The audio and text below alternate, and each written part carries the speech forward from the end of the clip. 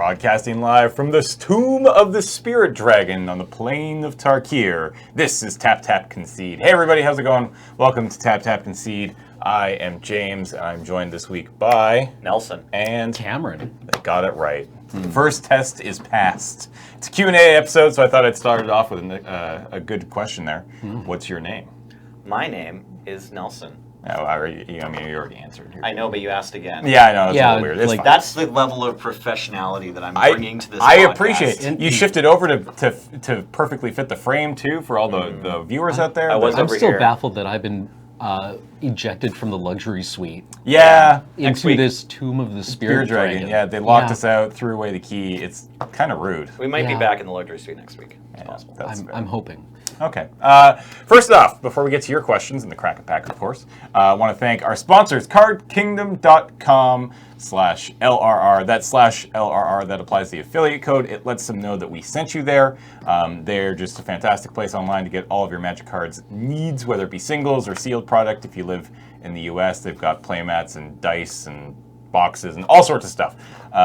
We also have our button back in stock. In fact, we have 3 buttons in stock, which means hopefully we shouldn't run out of buttons for at least a week. I don't know. They seem to go really fast, which is great because it means everybody is shopping at Card Kingdom, and that obviously helps us. So make sure at the end of the order to say LoadingReadyRun sent me button, please, and they will send along one of our fine buttons.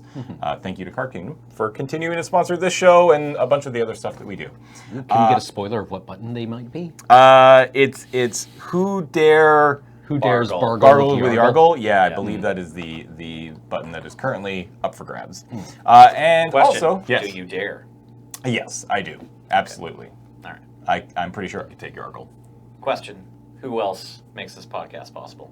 Patreon supporters over at patreon.com/LoadingReadyRun. We couldn't do any of this without your support, so thank you so much for continuing to support us. We actually spruced up the Patreon a little bit. Still need to make a new video, but a bunch of new sort of information. It's been brought up to date a little bit more, so it actually reflects what we're currently making and not what we made like 2 years ago, which is nice. So go check it out, patreon.com/LoadingReadyRun. All right, sponsors are done. We got a Crack a Pack. Are we going to crack a pack? Cameron, roll that dice. Cameron. Ow. I hope you like Cameron. I have to count so high. 1, 2, I believe 3, in you, James. 4, Do you like 5, roll again, 6, and if you hit a 19 or 20, we have to open 2 packs? 8, 9, 10, 11, 12, I just threatened the 14, crit. 15, 16, 17, 18, 19, 20. Oh, wow. It is a pack of Unglued. All right. Sure. Why not? Exciting. Pack of Unglued. This came from John Levy, or maybe Levy from PAX Prime 2016. Thanks, John. We almost got this pack 2 years ago, and we're finally opening it. It might be John Levi. Maybe not. Well, I think With a Levi Y? with a Y. I think it's like Levy. Yeah, you're I'm right. assuming it's Levy. Okay. All right. So first up, How do you pronounce your name, John? free range chicken. There's a lot of dice or text on here. 3 and a green for a 3/3. All right. Summon a chicken. That's a big chicken. Good. Get that rest of development. Yeah. For 1 and a green, roll 2 6-sided dice. If both dice rolls are the same, free range chicken gets +X until end of turn, where X is the number rolled on each dice. Otherwise, if the total rolled is equal to any other total you have rolled this turn for free range chicken, sacrifice it. And then it gives you a for instance, because you probably didn't understand what any of that meant. And it says, for example, if you roll 2 3s, free range chicken gets +3/+3. If you roll a total of 6, free range chicken later in that turn, sacrifice it. It's weird that they stopped writing there. You know, like, why not put more words on there? I feel like there's a little bit more room here. Yeah. I mean, this is put just some words down the basically side. a second edition Warhammer 40k card, right? Like, this is just how 40k works. That's fair. I mean, you're not wrong. I mean, ignoring all the text, it's just a 3/3 for 4. And that seems probably fairly quite good in Unglued. In Unglued, Might be yeah. the best card in the pack, yeah. Fair enough. No, this is the best card in the pack. Whoa. Chaos Confetti. This was a common? This was a common. 4 colorless for an artifact. For 4 and tap it, tear Chaos Confetti into pieces. Throw the pieces onto the playing area from a distance of at least 5 feet. Whoa. Destroy each card in play that a piece touches. Remove that piece from the game afterwards. So this is obviously a play on... Chaos Orb. Yeah. And there's a, I think it's a legend. It might be a real story. You can shout out if you know the link to someone who claims at least it's a real story. But in the early days at a tournament, someone sacrificed their Chaos Orb, and then like instead of just flipping the card like you're supposed to, they just like ripped the Chaos Orb into 4 pieces and flipped all of them. Yeah. And then like tried to play win their opponent with one Because Chaos Orb. Chaos Orb reads drop it. So there it is. Flip a coin or flip Chaos Orb onto the playing area from a height of at least 1 foot. And Chaos Orb must turn completely over at least once, or it is discarded with no effect when Chaos Orb lands. Any cards in play that it touches are destroyed, as is Chaos Orb. I know that people were very keen to see this open at the beta draft. Yeah. What are the oracle words there, Paul? Do you have those? Because it definitely doesn't say is discarded, right? Yeah, I mean, it's funny that they even bother with Oracle text because it's not playable in any format. Yeah. But if Chaos Orb is on the battlefield, flip Chaos Orb onto the battlefield from a height of at least 1 foot. If Chaos Orb turns over completely at least once during the flip, destroy all non-token permanents it touches. Then destroy Chaos Orb. Non-token permanent, because it says cards on the original, so they want to keep that intention. Interesting. Yeah. That's super cool. All right. And there were tokens in beta, so you couldn't use Chaos Orb to take out a pack of hive hivelings or whatever. Yeah, hive. Were they wasp? I don't know. Wasp tokens? Yeah, they were something. They were pennies, is what they were. Yeah, or hive, beads. Hive dice. Yeah. All right. Next up, we've got Double Take. 3 blue for an instant. Choose another player. Draw 2 cards now and draw an additional 2 cards at the beginning of the next game with that player. And this gentleman is holding a black lotus in his left hand and a book that says winning lottery numbers in the other. He's wearing the same clothes and is clearly coming back in time to his younger self. His younger self, yeah. Here are all the things that will make you rich, my boy. Yeah. Yeah. Straight out of Back to the Future 2, right? Yeah. I mean, we basically had this crap shot. Right. Yeah. What would you do if you had a time? Man, I wish I had a time machine so I could go back and buy Baby Jace when he was like $5 at the pre-release. Yeah. Oh, well, if you're going to do that, you might as well just go back and get Black Lotuses at Gen Con 93. Like, what would you do if you had a time machine? Kill Hitler! What's wrong with you? It's a good crap shot. It is. Also, Phil Folio art. Or, Yeah. Yeah. Or No. Claymore J. Flapdoodle. Yeah, Claymore J. Flapdoodle. His nom de plume. Yeah. All right, next up we've got Double Play. 3 green. Choose another player. Search your library for a basic land and put that land into play. At the beginning of the next game with that player, search your library for an additional basic land and put that land into play. In both cases, shuffle your library afterwards. That's weird. There's a lot of... Same thing as the last card. Yeah, there's a lot of cards that are like... Because the idea was you sit down at the table, you draft this with your friends, you have a good time. But there's a lot of like, I choose you over there playing that game because I know at some point tonight, I will play you. And then I get a bunch of cool effects. Right. I think you have to choose a player in the game, but I'm not an unhinged judge. Oh, it just says choose another player. But isn't there one card that says choose a player you can see? Like it tries to let you know specifically that you're allowed to choose a player other than the players in the game? Because normal Magic cards say choose a player and they mean you or your opponent. Or your opponent, yeah, that's fair. So I don't know. On Gatherer, they don't even bother with rules clarifications on cards. But there is a file that's like frequently asked questions that we're not supposed to answer, but we're going to anyway or whatever. Yeah. I feel like some of these cards, I mean, obviously they talk about the unsets being kind of the inspiration for real cards, sort of playing with things in unsets. Right. And I feel like some of the like conspiracy draft matters type cards definitely are kind of like the dog. like a conspiracy card that's like play this conspiracy at the beginning of the game and you get an extra land wouldn't be that weird. No. Like that could definitely work. Yep.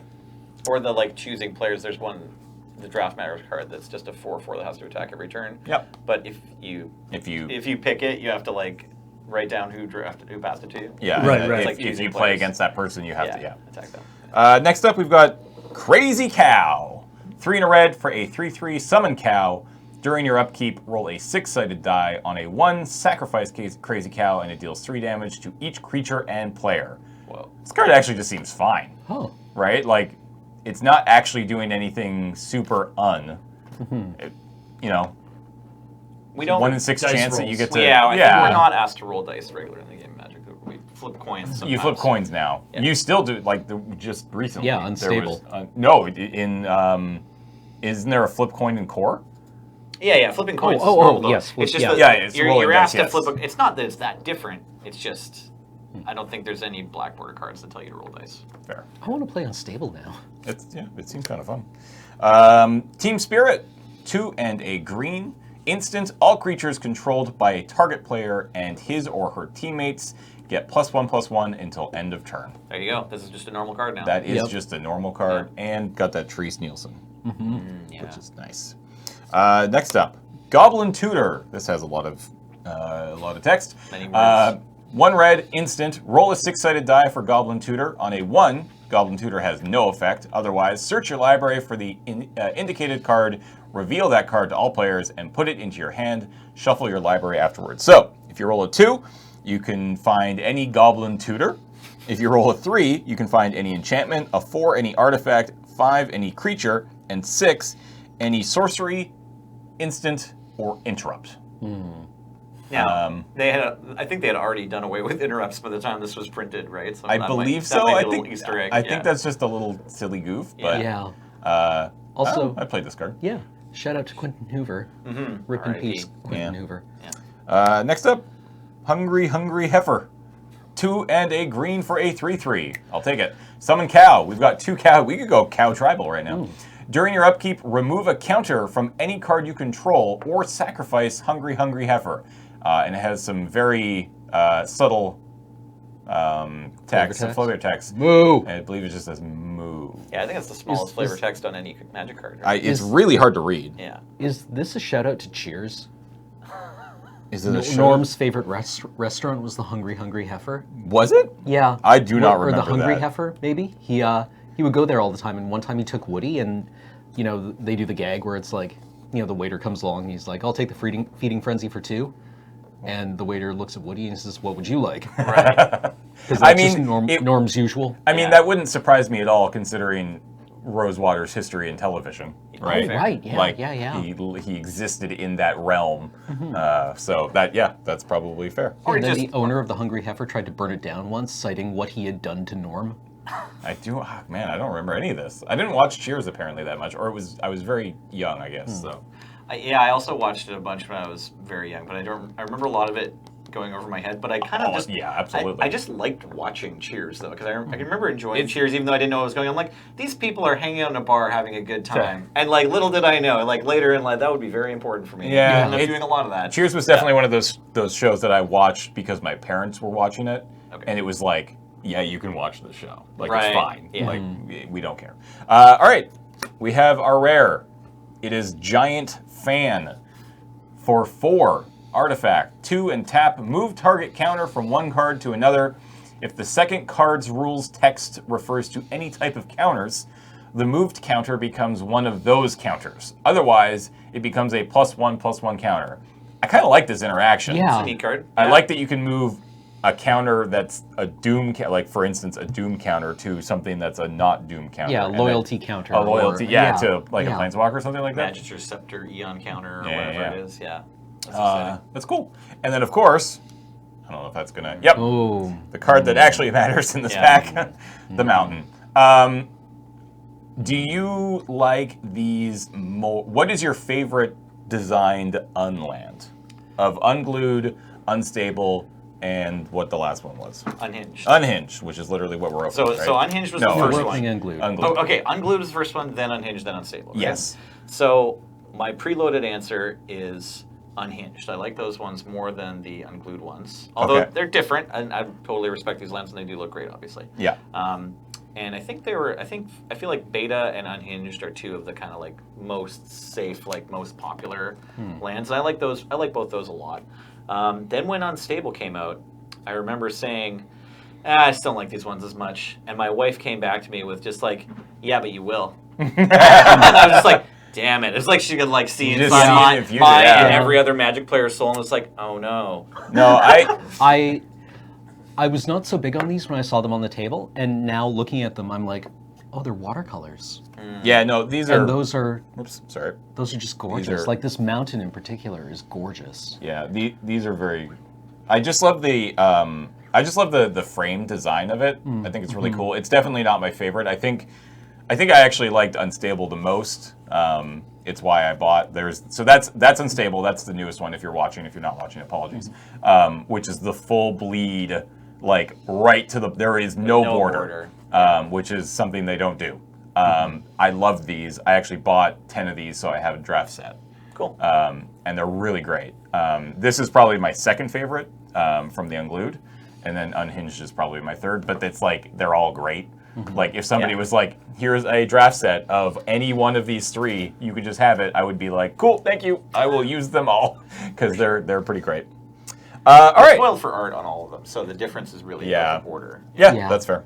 It's the one place where you're allowed to make like aesthetic decisions as a Magic player, right? Instead of functional ones. Oh, I'm sorry. Right? Yeah. I'm sorry. I didn't come back with my correct answer as someone who's like kind of off again, on again, Honza Modern. Actually, I prefer one white bordered Unlimited, one white bordered Revised, like one kind of scuffed up Invasion, then one foil from Kamigawa. You're a monster. One of those. Is it because Honza players are dirtbags? Is that the joke I'm looking at here? Well, it's because like.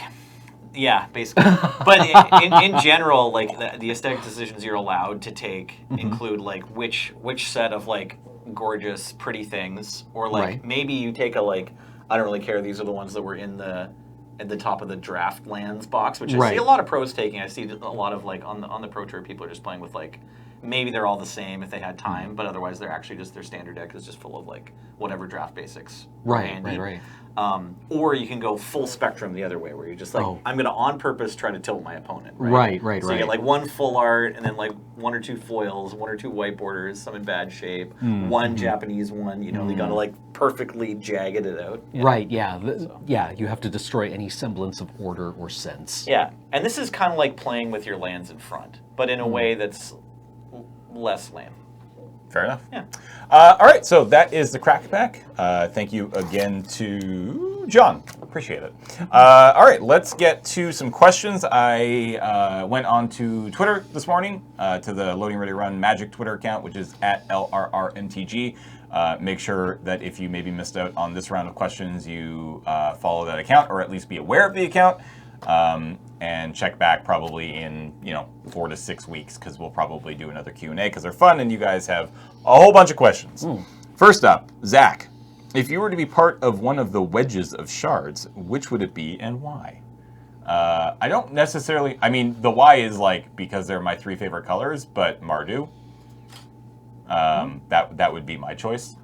I don't really have a flavor reason if that's what you're looking wedges for. or shards? Wedges or. Wait, yeah, well, it says wedges of shards. I assume they meant wedges or shards. Any 3-color combination. Yeah, Bant is probably the most pleasant place to live. Right. That's fair. Right. Yeah.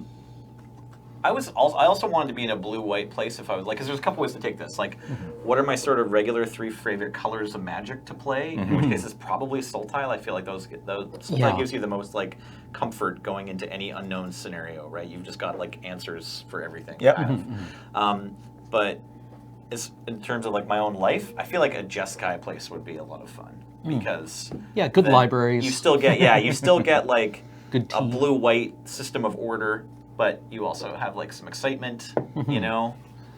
Yeah, the intensity research of red. Yeah, Jeskai would be nice. Entertainment, probably. Lots of entertainment. Before they all got murdered by Ojutai. Yeah. Yeah, sure. Fair enough. Hank says, and this is a question we get a decent amount. I see Modern very unrepresented in your MTG content. Do you actively dislike the format, or just don't play it much, be it by design or circumstance? So for me personally, it is by circumstance. I don't dislike the format at all. I actually think it's a pretty interesting format, but I also think it's a pretty big format. There's a lot to know there, and my Magic time is limited in both respect to time, and I prefer limited. So generally speaking, Modern's pretty tricky. I've actually more or less been like out of Constructed for a very long time, like really actually like invested in any sort of Constructed format. I am actually pretty excited about Arena because I think that's actually going to jumpstart me back into Standard, which I'm pretty excited about because I do like playing Constructed Magic. It's just, again, time, resources. To be honest, if I'm going to play any Constructed format, especially in the city, it's probably going to be Highlander because that's what all of our friends play, and that's a huge format in the city. But yeah, I just don't really have a whole lot of time. That isn't to say somebody couldn't do Modern content. Cameron, what's your reason? My reason, well, I've got a Modern You have a Modern deck. You have Modern Storm. Yeah, I've got Modern Storm. Yeah. Gift Storm. It has one of my favorite cards in Magic, which is Gifts Ungiven as a key moving piece. What's not to love? I don't get to play Modern that much because we work on Fridays.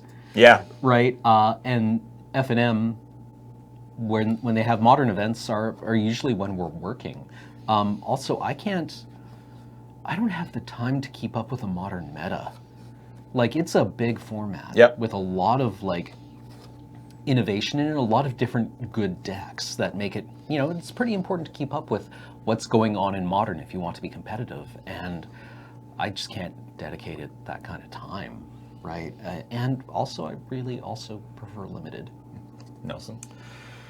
I played a Modern tournament last weekend. I didn't do very well, but I was on a deck that I hadn't played before, Jeskai Control. And I'm a little out of shape in terms of playing Magic in general, so whatever. I'll forgive myself for playing bad. The point I wanted to make was, I played Modern recently, and I like to play Modern. I have an up and down kind of love-hate relationship with the format over the years, but right now I'm in love. I'm Most happy to be people are. playing Modern right now. So yeah, I would like to do more Modern content here if it's an option. Yeah. But, So, I mean, I play like- Modern. I have some decks. Is Modern, and I know that you're not as closely sort of tied to the community as you used to be because you're just not working at YJ as much anymore. But Right. like Modern never seemed like it really had a great foothold here in Victoria. So you mentioned Canadian Highlander, and that's a really important piece of why Modern isn't gigantic in Victoria. Canadian Highlander kind of blossomed a little bit before, like 3-4 years before Modern happened. Yeah. And By that point, Well, Canadian it's- Highlander had sort of cemented well, itself. the thing is, in any play group, basically, you have Draft, and like I also love Draft. It's like my first love of Magic, and then you have Standard, maybe, right? Those two are really like the two main formats that kind of drive, I think, most of the consumption of the game besides Kitchen Table, right? So it's Yep. like Standard / Kitchen Table, and that's like, what else do you do with your cards? And they're really, you can't have like 5 answers to that one. Usually you can have one. Yeah. Right? You have like like Draft, Standard, and then like what else do you do with your old cards? And so Canadian Highlander kind of like glommed all that interest up, in Victoria. So it's breaking out now as like more people are randomly moving to the city and like have Modern decks already, and there's Modern PPTQs that happen. Yep. So yeah, but yeah, you said it. Cool. All right. Technicolored Vulture says, with WotC bringing out a Transformers TCG and the silver bordered Grimlock from HasCon, how would you feel if WotC made Magic-compatible TCGs based on other hit properties? Same basic rules and mana system and whatnot, but you can't cross franchises. Okay, well, first off... What does this question mean? well, I'm just like, so... If the Transformers game was compatible with Magic in some way, would that be fun? No. I think, well, so, I mean, I think it could be fun. I think I think a big reason why they're probably pretty excited about this game is because they get to make a TCG from scratch.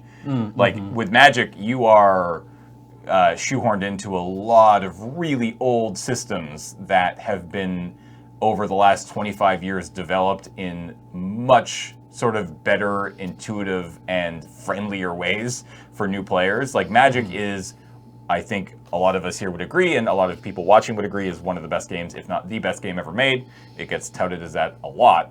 But it's not a particularly easy game to get into, especially when you sort of start reaching the higher levels. And I think something that they're probably pretty excited about with the Transformers TCG, that I should mention, we know zero about, should be pretty interesting because they do get to start from zero. Yeah, I wouldn't wish Magic's constraints on another TCG. Yeah. Right? Like, if Optimus Prime got lightning bolted, right? Or the analogous. Yeah. Or the analogy to lightning bolt, right? Or if you had to like somehow cram Magic's mana system into Transformers, into Anything, D&D, really. Yeah. Right? Like, this is a problem you run into when you try to like do D&D games based on Magic planes. Because what does pondering look like? Sure. Right? Like, what does it mean to cast Ponder? Because that's the thing blue mages do all the time. Right, but in D&D, Right. it's like, do you get to have more spells tomorrow if you sacrifice one of your spell slots today? Like, the Yeah. systems are totally different, right? Yeah. Do you get to reorder your spell book? I guess I don't know. Right? Like it doesn't have a good analogy. Being able to see like Far Crying or Scrying or whatever in D&D kind of makes sense. Like the blue card draw spells could maybe equate to like gaining information about what your enemies are doing. Right. You know, answering questions. I was going to say, Mark Rosewater has written at least one, if not multiple, articles about, like, if we had If we to could do start Magic, again from scratch, yeah. Magic what 2.0. we Yeah. would change. Yeah. It's multiple. But yeah, so like I want to agree, and on the same point, it's just like if who are the Wright brothers? Is it Orville and Wilbur? Yes. So yeah, it's like if Richard Garfield was like Orville Wright, you know, and like he's this genius, and we totally respect his contribution. You know, he created this vehicle and like made this thing that we've all profited so much from, and we've gotten so much joy out of playing Magic and made friends with each other and all these great things. But it's not like we still want to be flying around in those biplanes in 2018. Yeah. Right? Like the R&D, the rules team have just had to work constantly, like, you know, over the years and like rehashing the rules and trying to like find new design space that still works. But if you can just like build a new plane, like then you use modern techniques and you learn from past mistakes, right? Yep. So Next question is from Cole. What single deck have you spent the most time playing? For me, that's probably easy. It's my Commander deck. Just because, again, I don't really play Constructed Magic anymore. So, but I assume over here it's going to be a Highlander deck. probably a Highlander deck. I'm trying to think which. Okay, so yeah, probably the one that comes up in the lead is Blue-Red Tempo without Blood Moons in Highlander. I put a lot of reps into that deck. Really? No Blood Moons? Yeah, I haven't even played this deck for a couple years, but I think it's still the deck that I have the most reps on. I played like 2 or 3 years worth of like Mondays at YJ and lots of casual games with this deck. And I'll still play it from time to time. More often now, I'll play Blue Moon. It's like 60 of the same cards or something. But yeah, this deck was like Delver, was like Blue-Red Delver, kind of like you wanted like Delver or Stromberg Noble or Goblin Guide on turn 1, and then you wanted to get in some early damage, and then you wanted to harass your opponent with blue cards, and then you wanted to finish them with burn spells. So I played that deck a lot. I also played Jund in Standard a lot, back when it was Jund. Like, Jund's great. Like the plane in Jund, that deck, yeah. Cameron. The deck that I've played most. It can be a limited deck. It might be, actually. I don't tend to keep decks together for very long. I've had my Mardu Aristocrats deck together for a long time in Highlander, but I don't actually get to play it very much. So, I mean, I had my old Merfolk deck in high school. That deck, I remember playing it, like, you know, in the library over lunchtime every day for probably like 2 years. That's cool. And then I've had a Commander deck together for a long time, but I don't really play Commander. My Storm deck I've had together for, I don't know, when was Pyromancer Ascension? First good in Modern? It was a while ago, yeah. Yeah. Or was it printed? It was printed. Well, like in 2011 Zendikar, or yeah, something, yeah. So that's probably been together for like, But the Modern format Actually, is like 6 years old, I think. Right? yeah, Or- because I think that deck first came together with like Pyromancer Ascension and Past in Flames, so that would have been Innistrad okay. era, around there. Or no, I've been playing that since Modern Masters 1. Got it. Okay. Okay, so that's probably, what, 5 years? 2013. 2013. Yep. 5 Yeah. years. 5 years. Cool. There you go. That's my longest lasting deck, as it turns out. I play it about once or twice a year.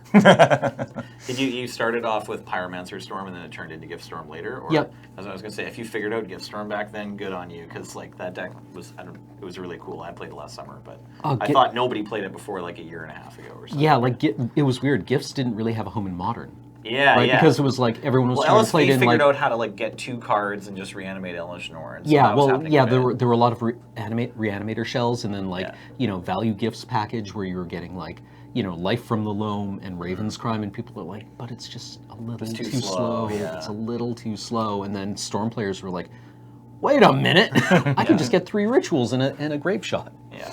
All right. I mean, we get this question a lot, but we can rattle this one off.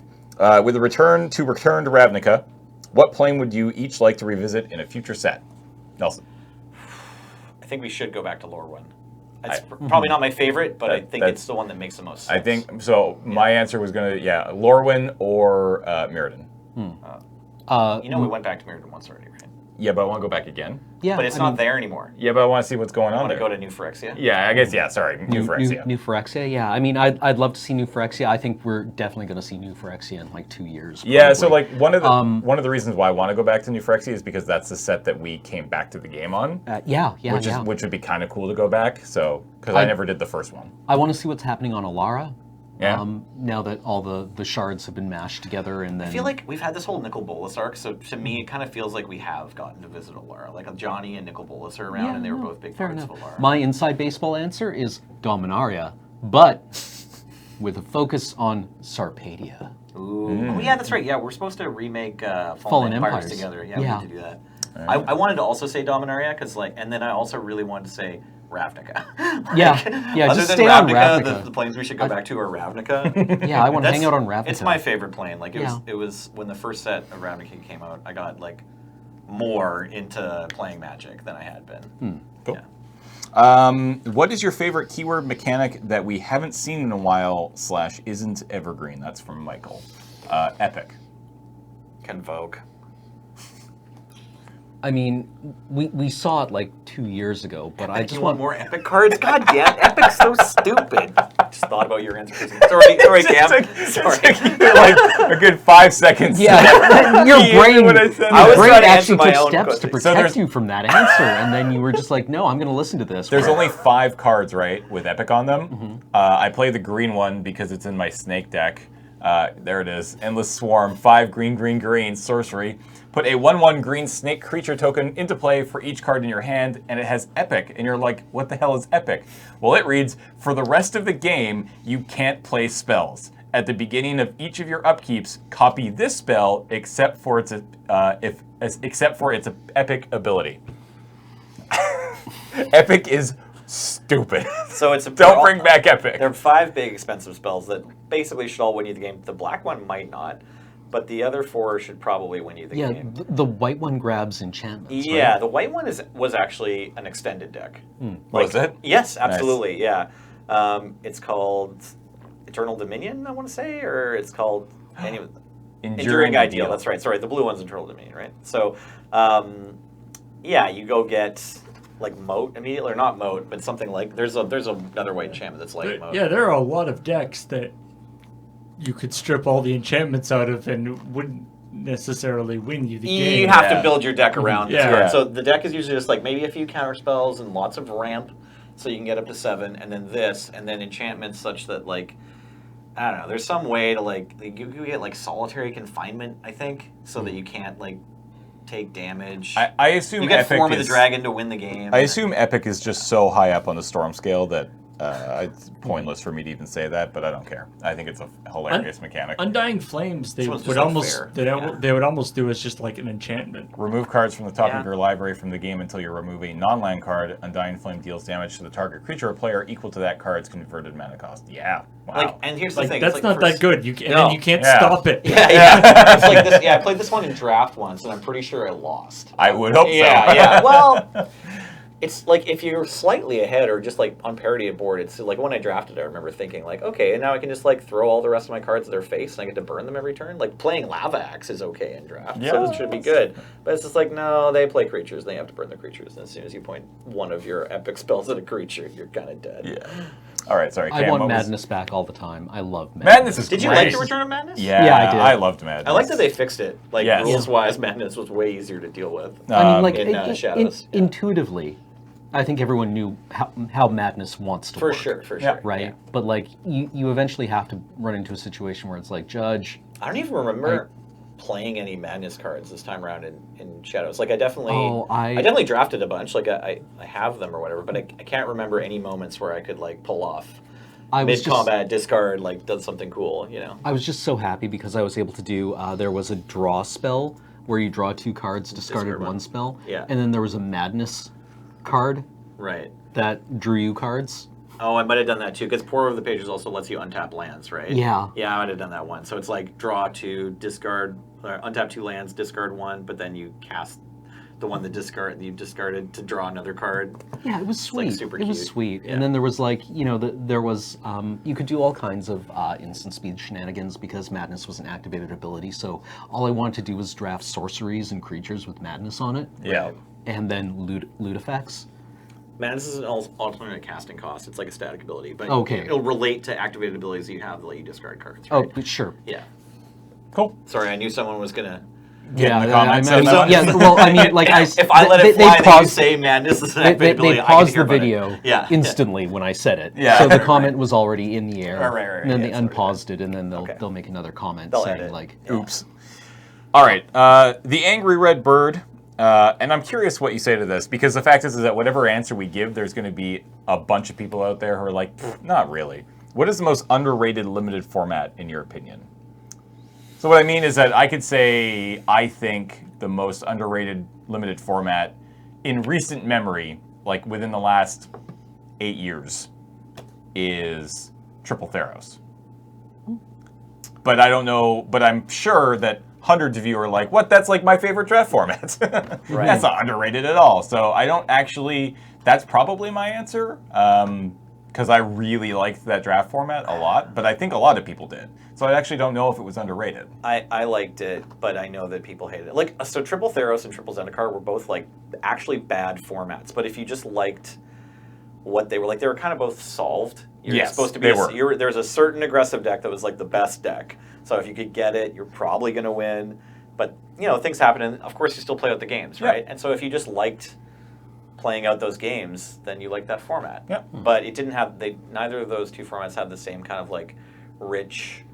All 10 guilds are draftable, and Sure. like you need to read the draft to be the best Yeah. thing going on, whatever that's called. So what do you think? I think there's a correct answer to this question, Uh-huh. and that answer is Dark Ascension, because Triple Innistrad is everyone's like favorite draft format. It Yes, like it broke is. draft in half, and Dark Ascension was an average to good set.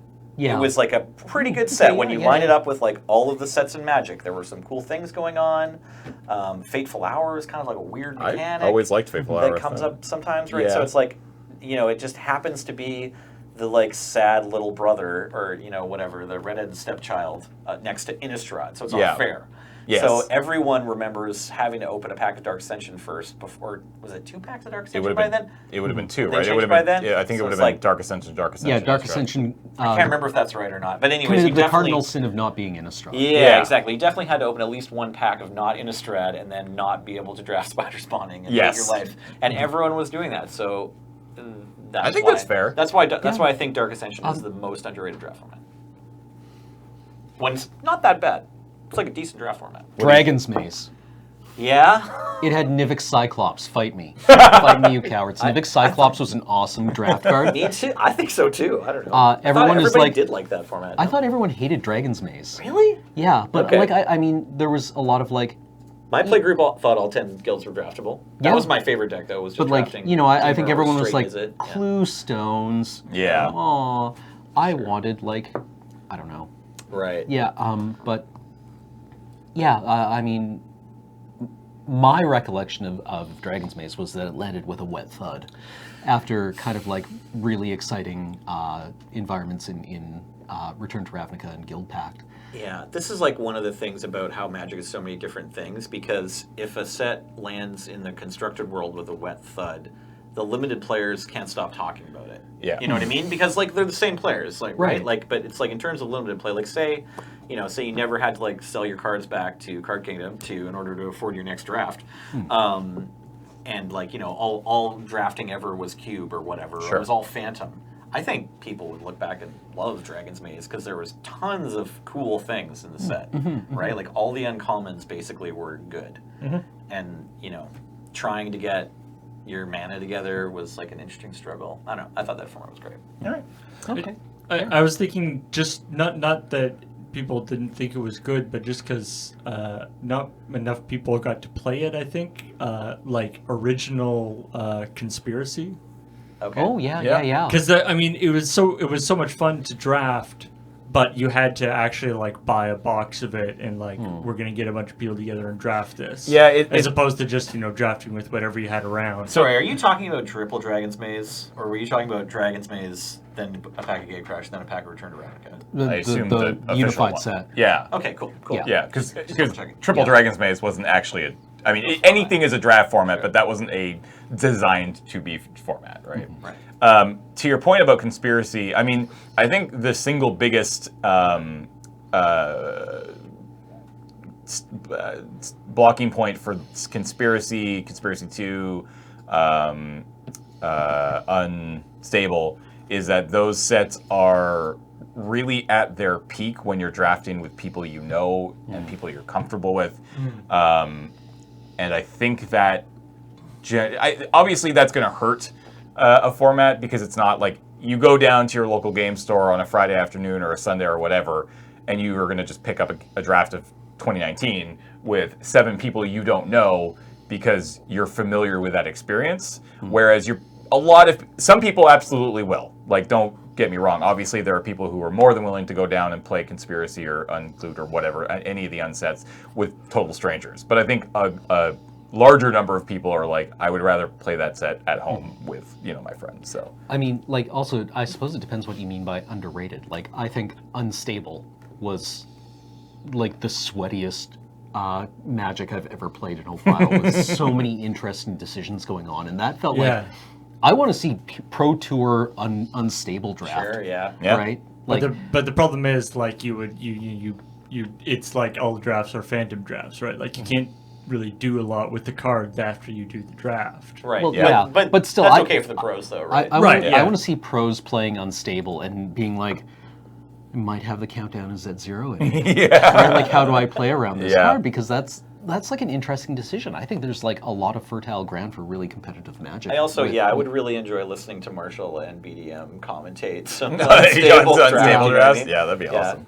Maybe get Like, Randy I mean, Beer like back in the booth for there's that one, there's probably like way too much RNG for any kind of like serious stuff. But like you Barely, like- you're making a lot of decisions about when you roll dice and how you roll dice and the ways that you can control dice rolls, right? And that's kind there's of a like the fair- most explosive RNG. Yeah, there was a fair amount of like dice control in it too. Yeah. Like or cards that get advantage just from you rolling dice, or able to control the dice rolls and roll dice and stuff. So they tried to mitigate that to some extent.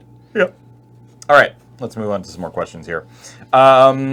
Arena exclusives, global planeswalkers, buy box promos. Are we getting too many somewhat restricted cards, or is it just more cards equals more fun regardless? IMO. I think it's probably closer to more cards just equals more fun. I'm not super keen on the idea of there being cards legal in certain places and not others. I think that's not good.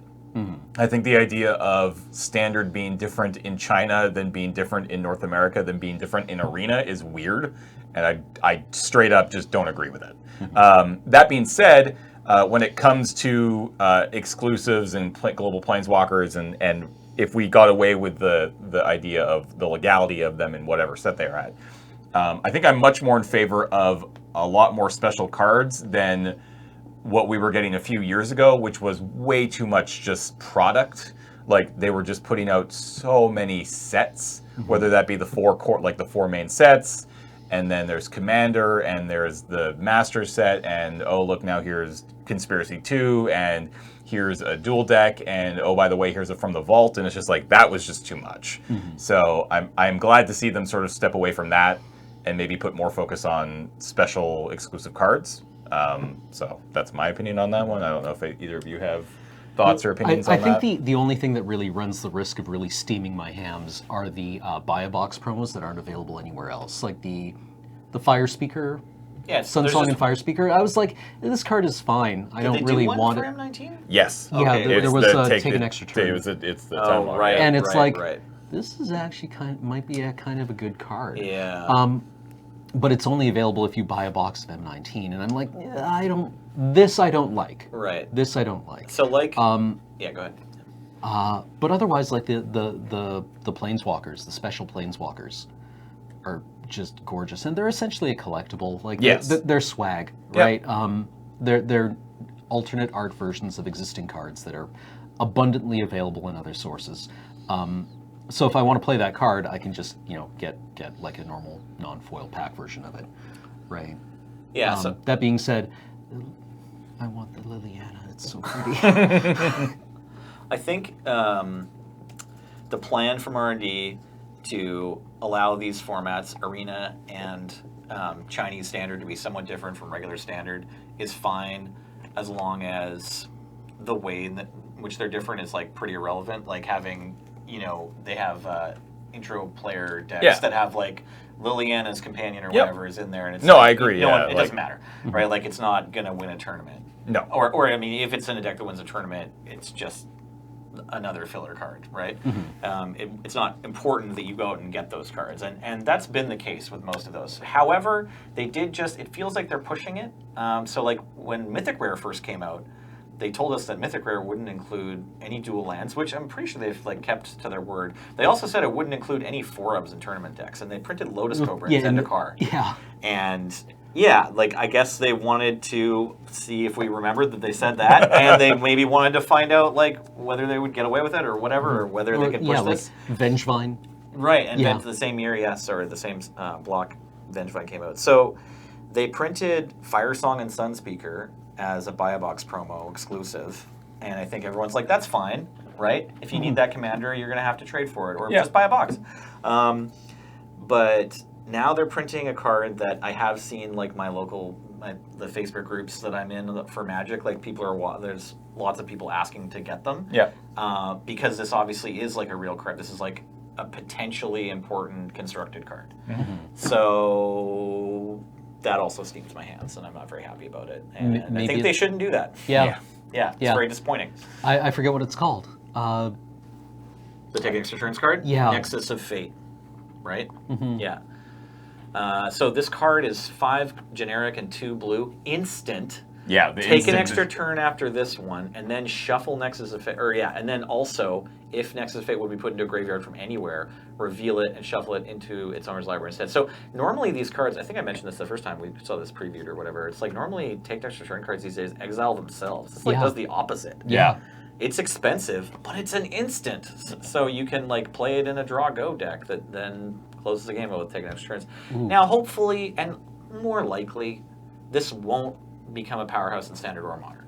And it actually won't matter. It'll be a card people want for Commander, but it's just good enough that people want to try it in Canadian Highlander. People are going to want to try it in Standard. There's going, for sure. People are going to want to try it in Standard. Yeah. The concern is that it is even trying it is like it's too much of a pain in the ass. Exactly. And that's the thing, right? Is that it's a pain in the ass to get, and it's just close enough that we're like, man, like you have a lot, and I realize that, and WotC is clearly taking the steps to try to make Standard way better than it's been in the last couple of years, because they have admittedly made some pretty big mistakes, and those are obviously clear by the fact that there are currently cards banned in Standard, and there have almost been I think there's been a card banned in Standard for quite some time now. Like at least a card or two has been banned for years, a little while. Yeah. And I know that the play design group has been put into place. to try to fix that, and we won't really see the fruits of their labors for just a little bit. I think the hope, I think the next block with Ravnica is like right on the cusp of when they started to really be able to get their hands dirty and try to figure out what's going on. But it's just like we've seen them sort of take missteps with cards that they've had to ban, where when you get a card like this that's just that close, that at least has people talking, right? Because if people are talking, then people are going to try it, and if people try it, then it might work, and then all of a sudden, now you need a card that's really not easy to get unless you go out and spend, $100, Yeah, if this or in Canada, significantly more if on this a box first of place Magic is cards. like an SCG Open. I'm not saying it's about to do that. I doubt it will. But Yeah. like, supposing someone plays like 4 of Nexus of Fate, blue-green Turboland, and then like wins, thousands of dollars in a Magic tournament, like then suddenly, this card is just straight up like worth $80. Oh yeah, easy. I mean, we have the Pro Tour coming up in a few weeks, there right? you go. And we'll see. I guess we'll see if anybody wants to do it. All right, let's get one more question in here, which is another sort of like, hey, WotC, you should do this, which is, what product do you wish WotC would make, either brand new or bringing back something old, like an old idea revived? So one thing that I really wish that they would make, and I've said to Mark Rosewater himself that I think this would be a good idea. I've said this to Aaron Forsyth that I think this would be a good idea, and they've actually asked the community as well back, but that's an official paper WotC built cube. And I think that would just be a really good idea. I think there's a lot of really fun ways that you could do it. I mean, you can have fun with none of them need to be tournament legal. Like, that allows you to reprint some really powerful cards. You can change the card back if you want, because none of it's tournament legal, or maybe you do the gold border thing like you've done in the past with the collector's edition. You set yourself up so that every maybe 2 or 3 times a year, you release a supplemental 15 card pack that has 15 new cards for you, and inside is the, hey, here's what we recommend you take out and put these 15 cards in, because you want to spice up your cube every once in a while, so you're not just drafting the same thing over and over and over again. But slowly over time, you build it as just a 360 card cube. Like, that's what they market it as. So it's an 8-player cube out of the box. Every card's going to be used. And then it comes with all the lands you need. They're all the same land, they're all the same art, so it looks nice and pretty. And then, as I said, every couple months, couple times a year, you release 15 new cards that say, hey, this is for this cube. They can go in here. You can do whatever you want. Here's our suggestion. And, over several years, you could probably build it up to even a bigger cube, or you could add cards to it if they're sleeved. It doesn't matter what the back looks like. I just think that would be really cool. It would be something that I think would do quite well. So that's something that I would love to see. Absolutely. I just want to see them put codes for free packs on the digital product inside the real paper booster packs. All right. So you know how you get an ad that says come to F&M when you open up your packs at F&M? Yep. It'd be nice if it said also go to Arena and enter this code and you get 5 cards or whatever. Yeah, I don't... Seems like something they can do for free that adds value. Yeah, I don't know what necessarily... I agree with you. I would love to see that. In every pack, hey, you should be playing Magic Arena, here's a code, enter it in, and you get something. Even if it's 10 gold in-game. Sure. I don't know... It could be a treasure chest that you don't know what it's worth. Sure. Right? Or a wild or a promo card for the set. Sure. Right? Well, I mean, I feel like it would need to be something, because if I go buy a box of the newest set, and every single pack has a code for Magic Arena, I don't want to open up 36 packs of Magic cards and get 36 of a card, right? Right. So I like the idea of a little chest, right? And inside that chest could be anything from 10 gold to maybe 50 gold to a card from the set to a premium card from the set or whatever. I think that would be really cool. Okay. Yeah. And because clearly they're obviously still very much in the working the figuring out the economy with that program, which is great. They've made some big changes recently, which means they're willing to make those changes and listen to the things that we're saying, which is fantastic. But yeah, something like that would be great, and I think it's a no-brainer, personally. Yeah, I think it's free value. Yeah, absolutely. Cameron? I miss alt art. Oh In yeah. sets. Fallen Empires. We're back with Fallen Empires. Yeah, again. yeah. So, Well, like- exactly. This is me back on my, Yes. on my Fallen Empires thing again. But I always loved having like, 3 or 4 different versions of art for a common, right? Right. Because then you also got to make decisions. Bring back right, about Brothers Yamazaki. yeah, or like Order of the Ebon Hand, right? Had like 4 different art, and there were opinions on what was the superior one. Sure. Yeah. Right. Like clearly the guy with the circular saw-shaped shield was the most metal one. Right. Right. But there was also the Bishy dude sitting on the rock holding his sword. Right. And then I there thought was it was a also, girl. Really? I could be wrong. Oh. That's I don't know. That's the Christopher Rush one. I Yeah, think, Christopher right? Rush. Yeah. But then like Order of the Ebon Hand, right, where you had 3 Ebon Hand Moon, and then but there was also the Quentin Hoover one. Yeah. Yeah, this is the Ron Spencer one That's was super cool. for sure the most Warhammer 40k, right? Like most, Oh, absolutely. most metal. Yeah, very spiky. Yeah, so the Christopher Rush, I don't know, is this a man, woman? I guess it doesn't really matter. Is it a figure holding a sword, feeling a little bit weird about what they've just done with it, I guess. Yeah, I guess so. The remorseful Order of the Ebon Hand. This one I think is my favorite. Okay. Oh yeah, and then there's And, yeah, scary ass centaur. Yeah. This is the one why the Order of Lightbearer is human clerics, whereas the Order of the Ebon Hand is clerics, Right. because I guess not human. Can't oracle this to be human. Yeah. But I really liked alternate art. I thought it gave a lot of character to certain cards, and expanded the world in a way that didn't really impact the set very much mechanically. Yeah. But, I mean, yeah, not really at all, right? So that's Feel- yeah. I feel like there was a lot of backlash about these too. oh really? Or I don't know. I mean, they stopped doing it, so I It's- assume. I mean, it makes the recognition harder. Is Right. why they stopped doing it. yeah. Is- I mean- especially for commons. I can't. I would assume sure that, but also cost. Yeah. Right. Right. Well, yeah. Like- if you're commissioning art You're- for like if- 4 different. Yeah, if you're Yeah. commissioning 4 artists to do 1 card, I don't think the price to Yeah, return to there sell, yeah. is quite good enough Well, that it's- we'd see something like that come back. At least It- not on a regular. And it's, I mean, with the centaur, that's the same thing as we've talked about before. The way that on this old alternate art, there didn't seem to be any, or at least the different artists seem to have received different briefs as to what Right. the Order of the Ebon Hand even is. Art direction has come a long way. I right? mean, they actually Yeah. they did kind of do. They actually brought back Unstable. that with Unstable, right? Yeah. Oh, yeah, which yeah, was yeah. kind of cool. So I could see them doing it again. Honestly, Dominaria seemed like it would be a good place to bring that back. Just sort of like, hey, we're going back to Give the, me 4 different Power Oh, Stone geez. shards. Yeah. Well, yeah. I mean, like Yeah. Power Stone Shard would have been great, right? If they had 1 in each season, Sure. Yeah. right? Like the Urza's lands. Yeah.